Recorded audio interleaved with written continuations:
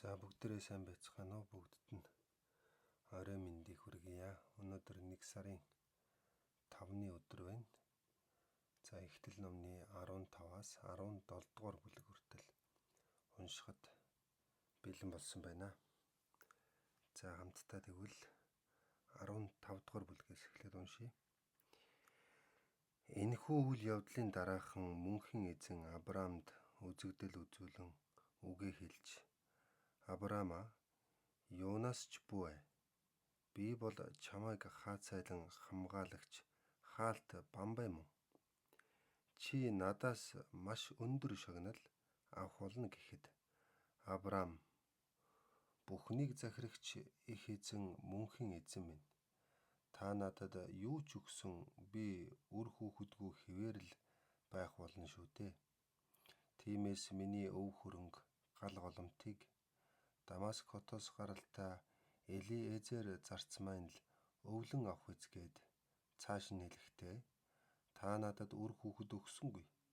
Тиймээс орон герт маань төрж өссөн нэгэн боол залуул миний өв залгамжлагч болох нь байна шүү дээ гэлээ. Гэтэл мөнхийн эзэн Авраамд үгээ хэлэхдээ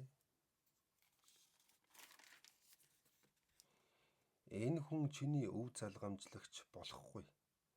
Төрсөн хүү чинь чиний өв залгамжлагч болно гэд түүнийг гадагш гарган за чи одоо дээш харсгай. Огторгуйн олон оддыг тоолж чадах бол чи одоо тоосгой гэд. Чиний удам угсаа ийм олон болно гэв. Авраам мөнхийн эзний үгэнд итгэсэн учраас үүнээс нь болоод мөнхийн эзэн түүнийг гэмгүйд тооцжээ. Улмаараа тэр Авраамд үгээ хэлэхдээ энэ газар нутгийг өмч болгон өгөхийн тулд Хастимын үүр хотоос чамайг гарган авчирсан мөнхийн эзэн чинь би байна гэхэд Авраам бүхнийг захирагч их эзэн мөнхийн эзэн минь ээ. Энэ нутгийг эзэмшил болгон авна гэдгээ би хэрхэн мэдэх вэ гэхэд мөнхийн эзэн чи надад гунжин үнэ, шүдлэн эм ямаа, шүдлэн хуц бас 2 тагта өргөл болгон авчирсгой гэв. Ингээд Авраам тэр бүхнийг нь авчираад нядлан улмаар өрөөлдөж хуваагаад нэг өрөөл махыг нь нөгөө өрөөл махны дэргэд зэрэгцүүлэн тавихдаа 2 тагтаг харин өрөөлдөн хуваасангүй. Махчин шувууд нядалсан малын мах руу улаар нь дайрахт нь Авраам тэднийг үргэж суулаа. Наран шингэхийн үед Авраам гүн нойронд автан унтахад гэнэт эргэн тойронд нь түнэр харанхуй нөмрөх мэт болоод улмаар түүнийг асар их айдас эзэмдэн авчээ.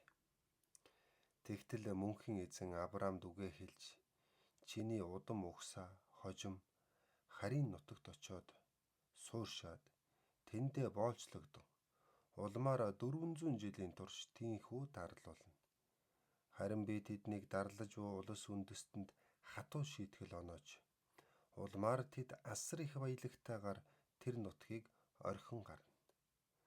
Харин чи өөрөө түүнээс өмнө өвг дээдсийн араас амар тайван явна. Чи насны туйл хүрээд булш бунхандаа орно. Тэд чин 4 дахь үедээ энэ нутагт буцаж ирэх юм.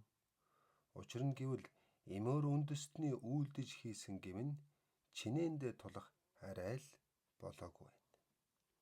Тэр нь гүйцээд ирэхээр би эмөөр үндэстнийг эндээс хөөн шийтгэх болно гэв. Наран шингэж хариу бүрий болоход эгнүүлэн өрсөн өрөөл махнуудын дундуур утаа суунаглан шатаж буй галтай сав болон ноцож буй бамбар яваад өнгөрөх нь харагдав. Тэр өдөр мөнхийн эзэн Авраамтай гэрээ тогтоон энэ газар нутгийг би чиний удам угсаанд өгнө. Энэхүү газар нутг нь Египтийн хил дээрх голоос эхлээд Ефрат мөрөн хүртэл үргэлжлэх Хэн, Хеназ, Хадмон, Хит, Периз, Рефаим, Имор, Хинан, Гергаш болон Эвус үндэстнүүдийн газар нутаг болно гэжээ. За 16 дугаар бүлгийг үргэлжлүүлэн уншийе. Авраамийн гэргий Сарай мөн л хүүхэд төрүүлдэггүй хэвээр байлаа. Сарай нь Египт үндэстний нэгэн зарц бүсгүйтэй байжээ. Тэр бүсгүйг нь Хагаар гэдэг байв. Нэгэн удаа Сарай Авраамд хэлэхдээ мөнхийн эзэн намайг үргүй болгожээ. Чи тэгвэл миний зарц бүсгүйтэй унтаач. Түүний чинь хүчээр би хүүхэдтэй болж мэднэ гэхэд Авраамч Сарайгийн үгийг сонсоод хүлээн зөвшөөрлөө. Тиймээс Авраамыг Хинан нутагт 10 жил амьдран суусны дараа түүний эхнэр Сарай өөрийн зарцуулах Египт үндэстэн Хагаар бүсгүйг нөхөр Авраамдаа татвар юм болгон өгөв. Авраам Хагаартай унтахад тэр нь жирэмсэн болж улмаар үүнийг мэдэнгүйт эзэгтэй Сарайда бардам дээрэнгүй хандах боллоо. Тиймээс Сарай нөхөртөө хандан энэ бүсгүй намайг доромжлох болсны буруу чам дээр буух болтугай. Зарц бүсгүйгээ би чиний өвөрт оруулсан байтал одоо эн чинь жирэмсэн болсноо мэдэнгүүт надад дээрэнгүй ханддаг болж байна. Чи бидний хоорондох хэргийг мөнхийн эзэн шийдэх болтугай гихтэн. Авраам чиний зарц бүсгүй чиний л гарын дор байгаа нь мэдээж босов. Тэгвэл чи түүнийг яавалж яаж болно шүү дээ гэд. Улмаар Сарай түүнд хатуу ширүүн хандах болсон тул Хагаар түүнээс оргон зугтжээ. Ингээд Шүүр хот руу чиглэсэн зам дээрх хээр цөлд буй нэгэн булгийн дэргэд зогсож байхад нь мөнхийн эзний ер бусын элч түүнийг олоод Сарайн зарц Хагаар бүсгүй чи хаанаас гараад хаашаа явж байгаа нь энэ вэ гэлээ. Бүсгүй хэлэхдээ би эзэгтэй Сарайгаас зугтаж байна гэв. Тэгэхэд нь мөнхийн эзний ер бусын элч чи эзэгтэйдээ буцаж очиод түүнийхээ захиргаан дор орсгоё гэжээ. Мөнхийн эзний ер бусын элч түүнд хэлэхдээ би чиний үрийн удам ухсааг тоолж баршгүй олон болгоно гэд бас цааш нь хэлэхдээ Хевлидээ тээж буй хүүхдээ төрүүлээд чи хүүтэй болно. Түүндээ чи Яшмаил гэдэг нэр өгсгөө. Яшмаил гэдэг нь ертөнцийн эзэн хүний үгийг анхааран сонсдог гэсэн утгатай үг болно. Учир нь чиний зовлон гунигийг мөнхийн эзэн анхааралтай авлаа. Тэр хүү чинь олны дунд зэрлэг илжиг мэт тэнмэл амьдралтай хүн болно. Тэр өөрөө хүн бүртээ хүч тэмцэлтэн үзэлцдэг болох бөгөөд хүн бүр бас түүнтэй хүч тэмцдэг болно. Тэр чинь өөрийнхөө төрөл садангуудтай тэмцэлтэн амьдардаг хүн болно гэв. Ингээд тэр бүсгүй өөрт нь үг хэлсэн мөнхийн эзнийг хүнийг ажиглан харж байдаг ертөнцийн эзэн хэмээн нэрлэв. Учир нь гэвэл би үнэхээр ертөнцийн эзнийг нүдэрээ үзчихэд амьд үлдлээ гэж юу хэмээн тэр бүсгүй гайхан бодсон ажээ. Түүнээс хойш Хадиш болон Берет хотын хооронд орших тэрхүү булгийг Бээр Лахайруу хэмээн нэрлэх болсон нь намайг байнга ажиглан харж байдаг мөнхийн эзний булаг гэсэн утгатай үг болно. Хагаар бүсгүйг өөрт нь хүү төрүүлж өгөхөд нь Хагаарын төрүүлж өгсөн хүүд Авраам Яшмаил гэдэг нэр өглөө.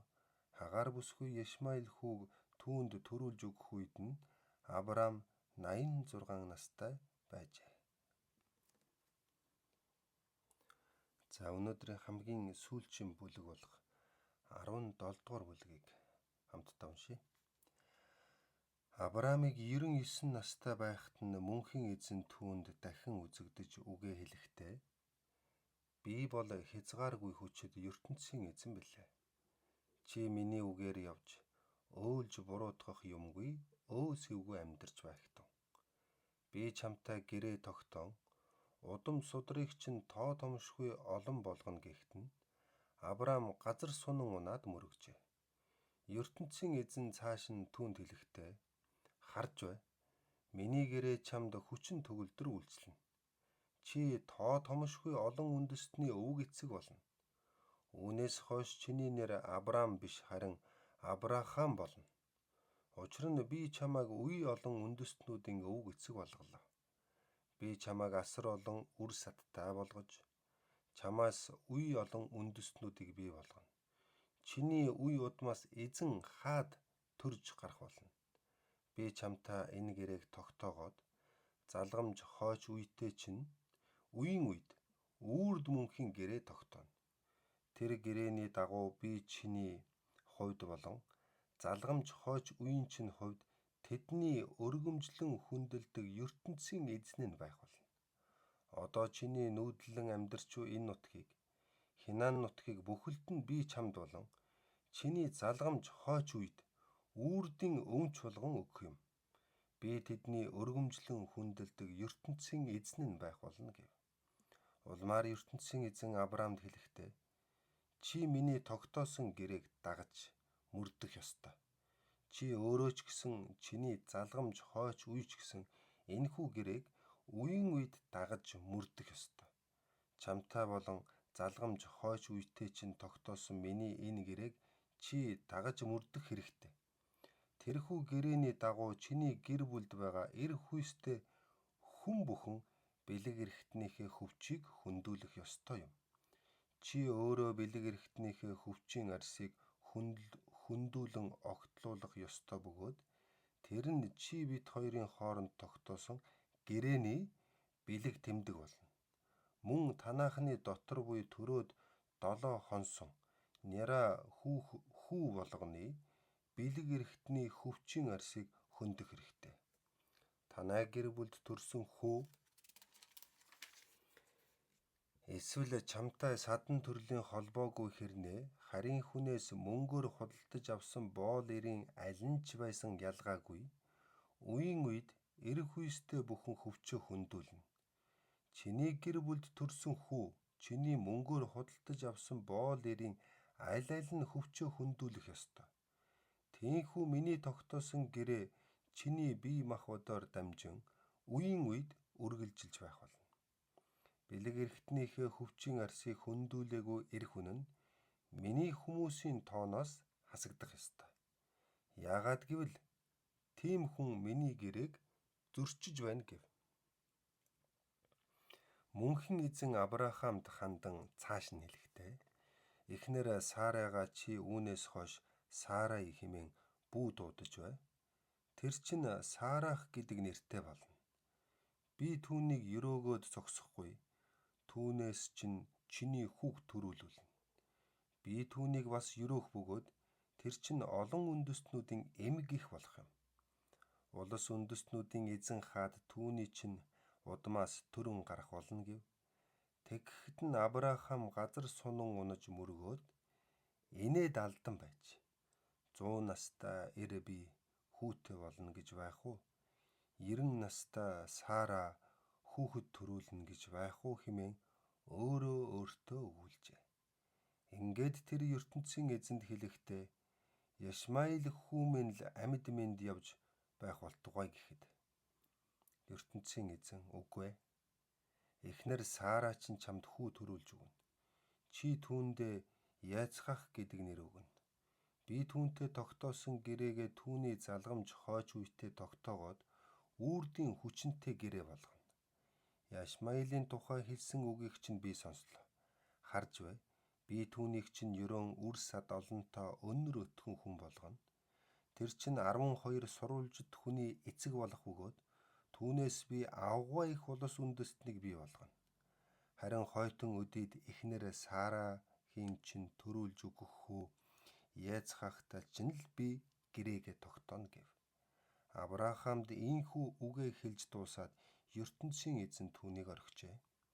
Тэр өдөртөө Авраам ертөнцийн эзний хэлсэн ёсоор өөрийнхөө Яшмаил болон өөрийнхөө мөнгөөр худалдан авсан боолууд, гэр бүлд нь төрж өссөн бүх эрчүүдийн бэлэг эрхтний хөвчийн арсыг хөндөж огтлов.